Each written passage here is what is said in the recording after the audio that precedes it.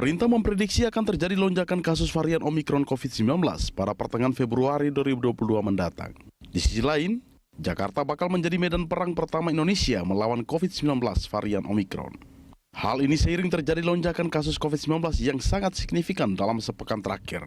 Meningkatnya kasus baru COVID-19 tidak saja ditemukan dari banyaknya pelaku perjalanan luar negeri atau PPLN, namun juga ditemukan melalui penularan secara lokal atau transmisi lokal. Menteri Kesehatan Budi Gunadi Sadikin mengatakan, Jakarta menjadi medan perang melawan varian Omikron. Hal tersebut mengingat sebagian besar dari jumlah terkonfirmasi varian Omikron, lebih dari 90% dan transmisi lokal berada di Jakarta. Sehingga perlu ada langkah antisipatif yang disiapkan guna memerangi varian Omikron di Jakarta. Juga sampaikan bahwa sebagian besar, lebih dari 90% memang transmisi lokal itu terjadi di DKI Jakarta. Jadi kita memang harus mempersiapkan khusus DKI Jakarta sebagai medan perang pertama menghadapi Omikron ini. Dan kita harus memastikan kita bisa menangani ya perang menghadapi Omikron di DKI Jakarta ini.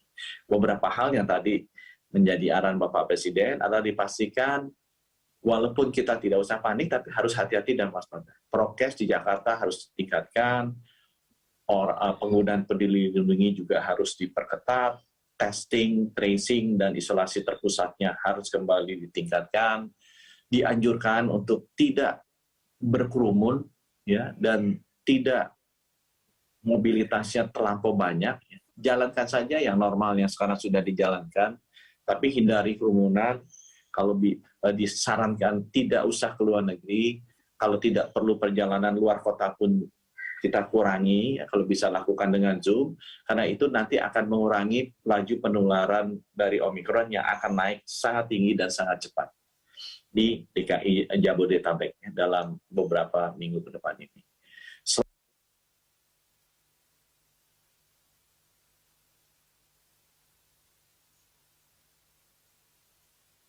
Namun dari aspek kewaspadaan, Pemprov DKI terus membangun sinergitas dengan sejumlah unsur terkait dalam membangun medan perang melawan varian baru Omikron. Sejak varian Omikron pertama kali ditemukan di Jakarta pada 16 Desember 2021 lalu, tercatat sudah ada 720 kasus Omikron di Jakarta hingga 16 Januari 2022. Dari 720 kasus tersebut, sebanyak 567 kasus atau 78,8% merupakan pelaku perjalanan luar negeri dan 153 atau 21,2% kasus lainnya merupakan penyebaran lokal. Saat ini Pemprov DKI Jakarta membangun kerjasama dengan kementerian dan lembaga terkait sebagai upaya menghadapi COVID-19 terutama varian Omikron. Sebab DKI Jakarta menjadi lokasi transit warga negara Indonesia maupun warga negara asing yang baru tiba dari luar negeri. Jakarta, medan perang Omikron. Itulah topik dialog kita pagi ini. Pemprov DKI Jakarta telah menyatakan kesiapannya menjadi medan perang melawan virus corona varian Omikron. Hal itu tentu membutuhkan partisipasi dan dukungan semua pihak, khususnya warga Jakarta. Dan untuk membahasnya, kita sudah terhubung dengan Kabid Pencegahan dan Pengendalian Penyakit Dinas Kesehatan DKI Jakarta, Dwi Oktavia. Selamat pagi, Bu Dwi. Selamat pagi, Mbak. Bu Dwi sehat ya, Bu? Alhamdulillah sehat, semoga semua juga dalam kondisi yang sama. Iya, terima kasih Bu. Ini kita mendengar pernyataan dari Menteri Kesehatan bahwa Jakarta sudah menjadi medan perang untuk melawan varian Omikron. Mungkin untuk mengetahui perang apa yang sedang kita hadapi, Bu, data terakhir yang dimiliki oleh DKI Jakarta seperti apa untuk penyebaran Omikron sampai saat ini? Ya, baik, terima kasih. Jadi memang betul sekali kita saat ini sedang bersiap. Tidak hanya Jakarta, saya rasa ya Indonesia kita bersiap untuk menghadapi kemungkinan adanya pelonjakan kasus atau gelombang ketiga dari COVID-19 ini. Yang saat ini kelihatannya varian didominasi oleh jenis Omikron, seperti juga sudah terjadi di belahan dunia yang lain. Sehingga kemudian kita perlu tentu langkah antisipasi. Kalau data dari DKI sendiri, apakah betul saat ini sudah mencapai 825 kasus Omikron ya Bu, per Senin malam kemarin?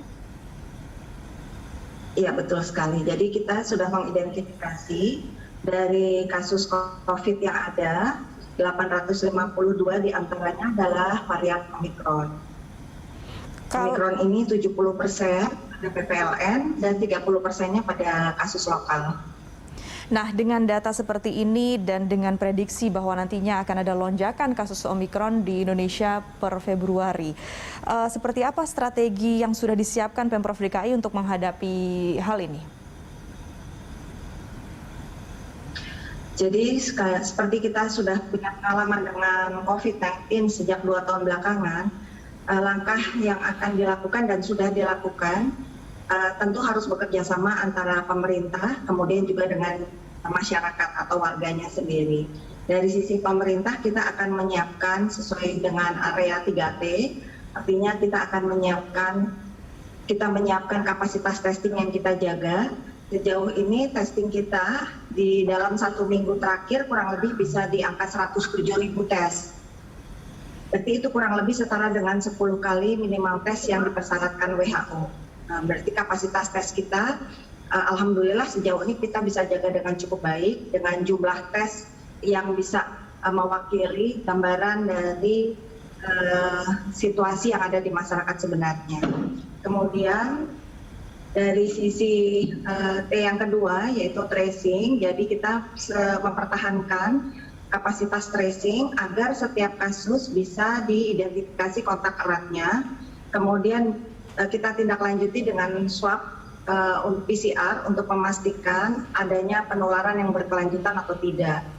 Tracing ini juga dilakukan tidak hanya pada tempat tinggal, artinya keluarga yang tinggal serumah, tetapi juga kita lakukan pada institusi tempat pasien COVID baru terdeteksi itu beraktivitas sehari-hari, apakah di tempat kerja, atau di tempat aktivitas lainnya, atau misalnya pada yang bersekolah, di sekolahnya juga kita tracing.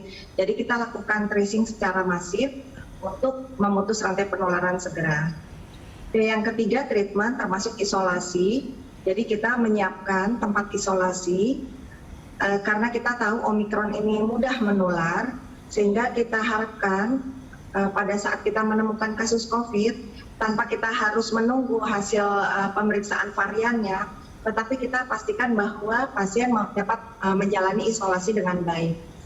Isolasi berarti tidak berinteraksi dengan orang sehat, sehingga tidak ada kemungkinan penambahan kasus baru karena penularan yang berkelanjutan.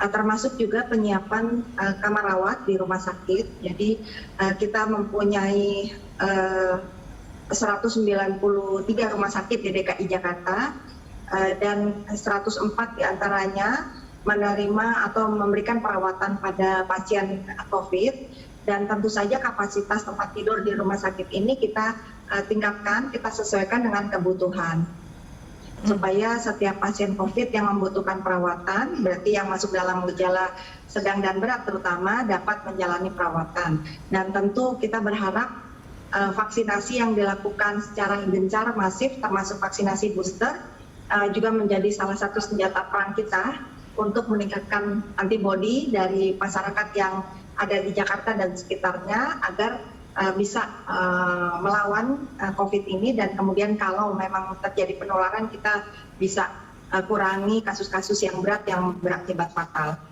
Bu Dwi, kalau kita lihat dari data kan pada tanggal 9 Januari ini kasus baru per hari itu 393. Kemudian pada tanggal 15 Januari itu kasus baru per harinya itu 720.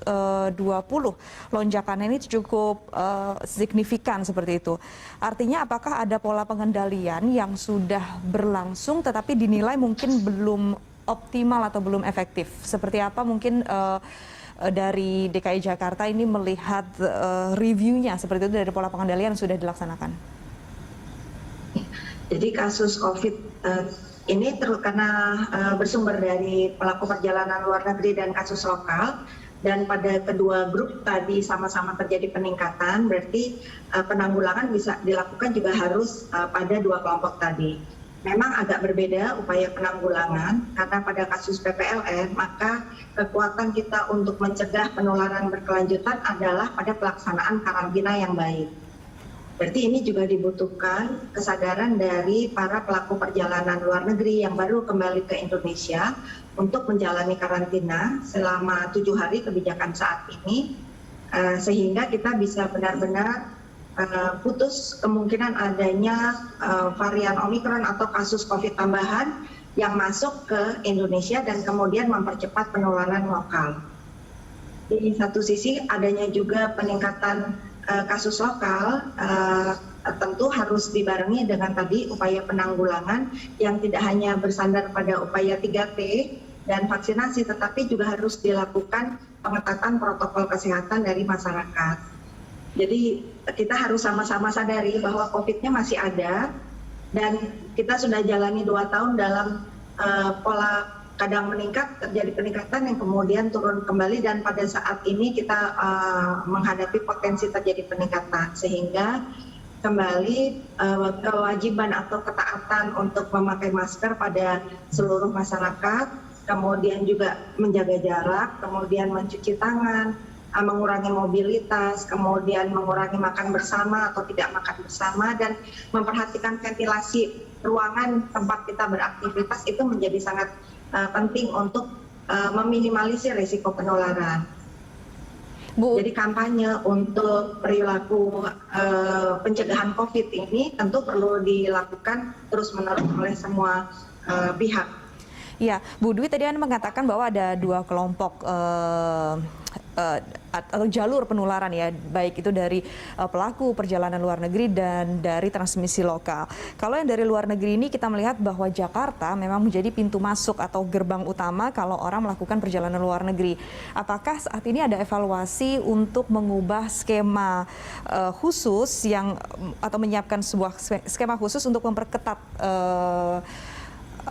keluar masuknya manusia yang mungkin ini bisa menjadi alasan besar atau alasan utama penyebaran Omikron ini semakin menyebar?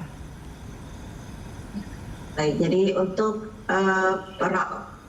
pelaku perjalanan luar negeri atau pintu masuk negara, memang kita mengatur urusan kesehatan ini ada sebagian yang menjadi bagian dari kewenangan pemerintah pusat, ada juga sebagian yang menjadi kewenangan pemerintah daerah. Nah, kebijakan atau pengelolaan pintu masuk negara kebetulan menjadi ranah dari pemerintah pusat.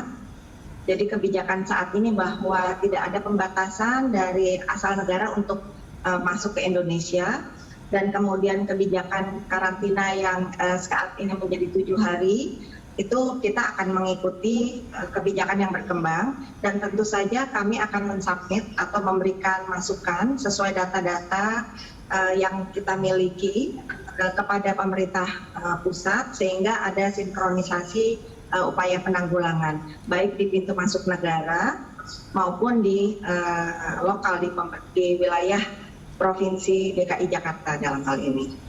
Kalau untuk transmisi lokal, Bu, sekarang juga ada kegiatan yang kita harus soroti, yaitu pembelajaran tatap muka. Apakah betul data saat ini sudah ada 39 sekolah tutup karena temuan COVID-19, Bu? Jadi pada saat kita mulai pembelajaran tatap muka di beberapa waktu yang lalu, waktu masih 50% pun, kita sudah melakukan langkah antisipasi.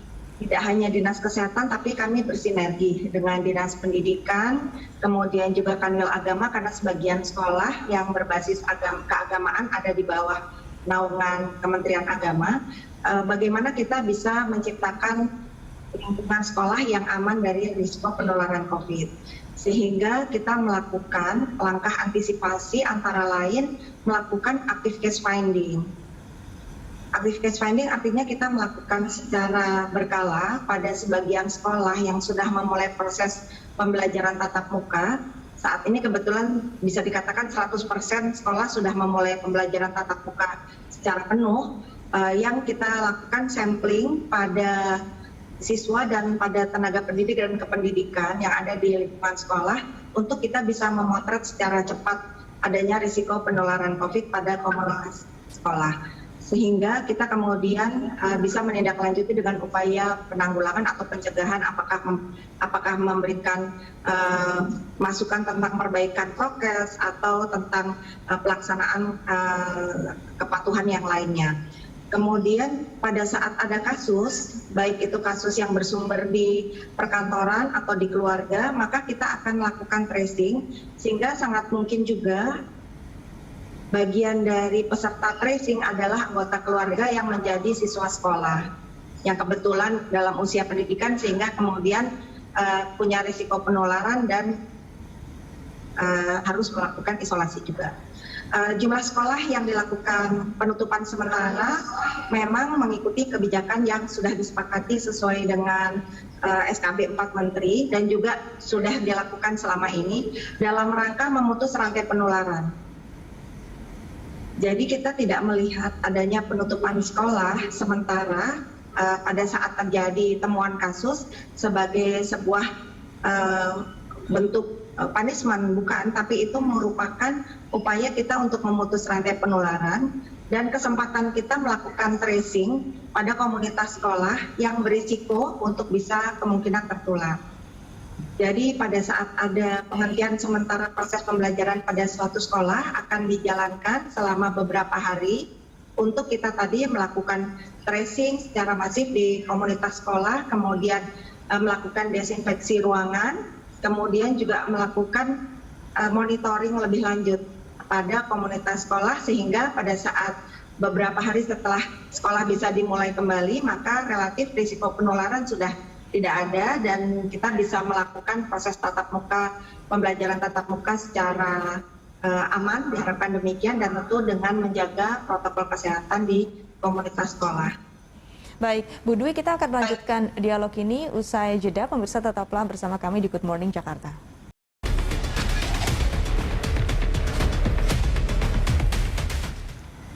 Wakil Gubernur DKI Jakarta Ahmad Riza Patria menyatakan Pemprov DKI Jakarta siap menghadapi varian baru COVID-19 Omikron. Wagub menyebut pihaknya akan mempererat kerjasama dengan Satgas Penanganan COVID-19, Kementerian Perhubungan, Kementerian Keuangan, serta Kementerian Kesehatan dan pihak lain untuk menghadapi varian Omikron.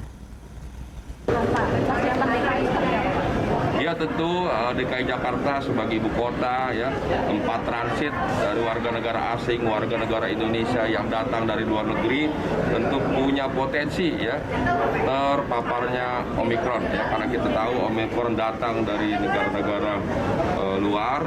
Nah, untuk itu DKI Jakarta bekerja sama dengan Satgas Pusat, dengan Kementerian Perhubungan, Kementerian Keuangan dan semuanya, Kementerian Kesehatan siap ya menghadapi medan perang ya dalam rangka melawan varian baru. Jakarta, medan perang Omikron, itulah topik dialog kita pagi ini. Kita akan melanjutkan kembali dialog kita masih bersama Kabid Pencegahan dan Pengendalian Penyakit Dinas Kesehatan DKI Jakarta, Dwi Oktavia. Ibu Dwi, kita lanjutkan kembali perbincangan kita. Tadi kita sudah membahas beberapa data terkini terkait kasus COVID-19 dan juga Omikron yang ada di DKI Jakarta. Pak Wagub tadi menyampaikan bahwa akan bekerja sama dengan berbagai pihak untuk menghadapi tantangan adanya prediksi lonjakan kasus Omikron di Jakarta. Seperti apa saja kerjasama yang nantinya akan diperkuat seperti itu dengan pihak-pihak lain ini, terutama dari pemerintah pusat? Jadi tentu saja Omikron ini atau COVID-19 tidak bisa kita tangani sendiri.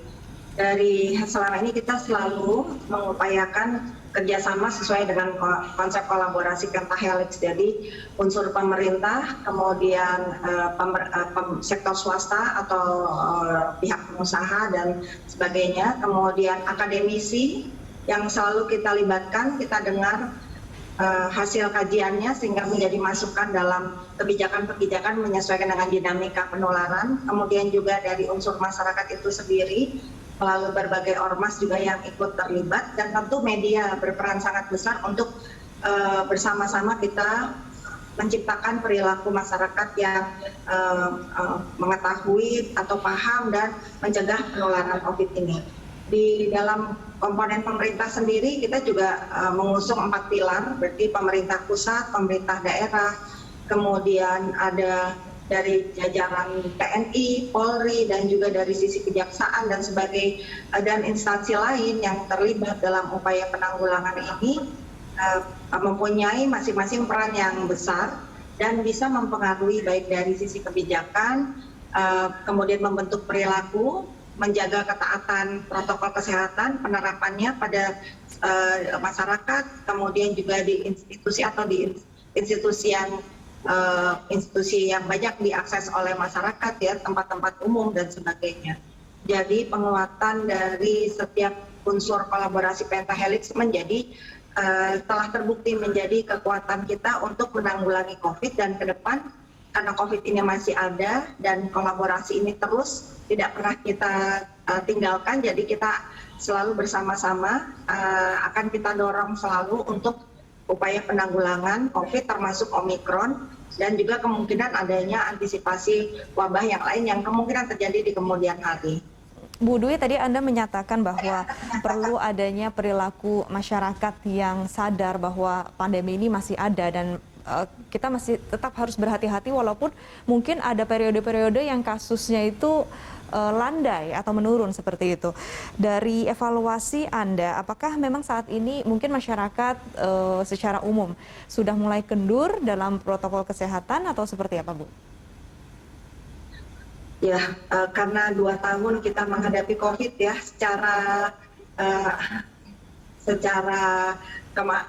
mungkin rasa kemanusiaan juga ada rasa kebosanan pada publik, ya, pada masyarakat kita, sehingga tanpa disadari kemudian di saat-saat tertentu melonggarkan protokol kesehatannya. Dan ini yang kemudian bisa memberikan risiko penularan tentu saja. Sejauh ini kita melihat melalui beberapa survei atau pengamatan sederhana untuk memantau kepatuhan memakai masker, menjaga jarak, dan mencuci tangan. Memang mungkin ada sedikit penurunan dari kepatuhan 3M tadi, tetapi ini tentu tidak menjadi kita kecil hati. Yang penting adalah kita bagaimana terus mengingatkan kembali. Saya rasa peran-peran media melalui tayangan yang mengajak kembali untuk memakai masker dan menjaga jarak, dan bagaimana kita bisa mempunyai tokoh-tokoh di masyarakat yang bisa mendorong disiplin itu, menjaga disiplin itu menjadi kunci juga untuk kita menjaga konsistensi kita melakukan protokol 3M di masyarakat pada semua aktivitas mereka. Kalau dari pemerintah DKI Jakarta sendiri, apakah mungkin di periode yang sekarang ini kita harus lebih giat atau lebih berjaga-jaga lagi, Bu? Ada mungkin langkah-langkah ekstra seperti itu untuk terus mengingatkan masyarakat atau melakukan pengawasan lebih ketat lagi di tempat-tempat umum? Jadi kita menyesuaikan dengan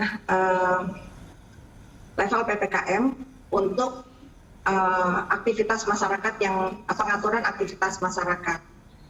Tentu pada saat pengaturan aktivitas masyarakat membolehkan 100% beroperasi seperti saat ini katakan, maka protokol kesehatan pada saat menjalani aktivitas itu juga harus dijaga.